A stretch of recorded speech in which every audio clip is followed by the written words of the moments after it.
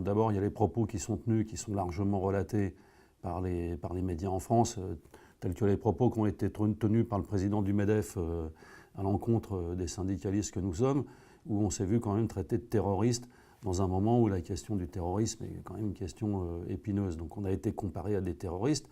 Et puis la deuxième question qui me vient en tête, c'est la façon dont les médias en France rendaient compte des manifestations contre la loi travail l'année dernière, qui focalisaient en fait l'attention des téléspectateurs ou des auditeurs uniquement sur la question des casseurs qu'il y avait dans les manifestations, ça aussi pour discréditer le mouvement social qui était en cours contre la loi travail.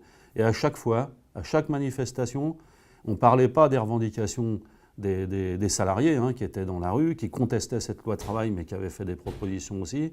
Mais on parlait uniquement des casseurs qui cassaient tout sur leur passage.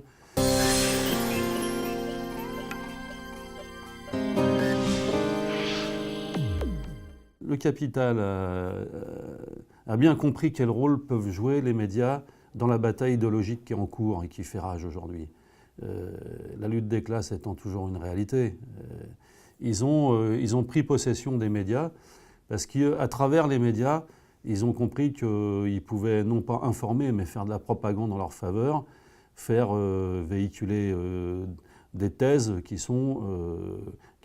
leur sont favorables et qui travaillent dans leur sens. C'est pas pour rien que la plupart des chaînes, notamment télévisées ou même de radio aujourd'hui, sont détenues par les plus grandes fortunes de France. Parce qu'ils ont bien compris l'intérêt pour eux, à la fois économique, évidemment, puisqu'ils comptent en tirer des profits, mais ils ont bien compris l'intérêt pour eux dans la bataille idéologique de posséder ces médias. On est loin de la possibilité qu'offriraient des médias dignes de ce nom, de ce que j'appelle digne de ce nom, de faire grandir la citoyenneté, de faire réfléchir les gens, y compris les faire réfléchir pour qu'ils puissent exercer cette citoyenneté. Or, les médias aujourd'hui jouent absolument pas ce rôle-là, en tout cas pas en France.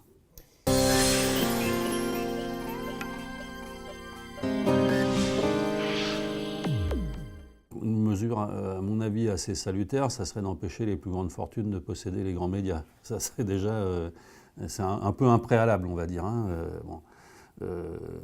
À la CGT, on est quand même très attaché à la notion de service public, y compris dans les médias.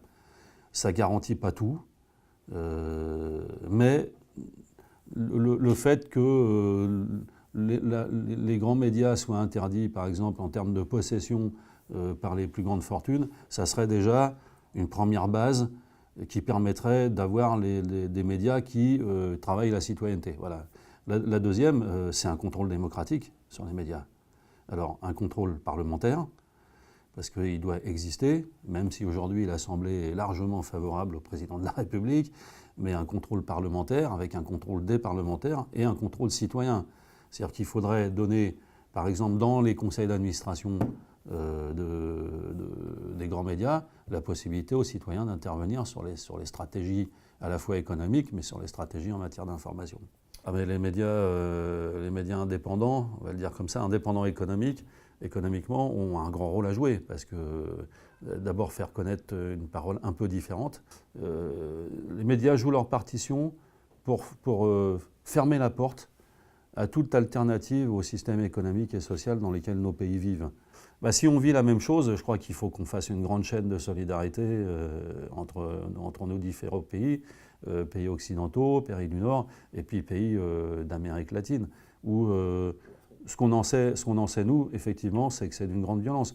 Mais traiter les syndicalistes CGT de terroristes pendant le conflit sur la loi travail, c'est presque un appel au meurtre. Donc voilà ce qu'on vit en France aussi aujourd'hui. Et je pense que cette tendance de la part de nos adversaires va s'amplifier, puisque les contradictions sont en train de monter, de s'aiguiser, et cette tendance à vouloir criminaliser l'action syndicale, nous pointer du doigt, dire qu'on est des gens irresponsables, et qu'à la limite la société pourrait se passer de nous, je pense que cette tendance va se renforcer et va se renforcer dans le monde entier. Mais oui, en tant qu'organisation syndicale, on fait partie du médium. En tout cas, on amène on amène une voix contradictoire à ce que les Français ou même les salariés du monde entier peuvent entendre.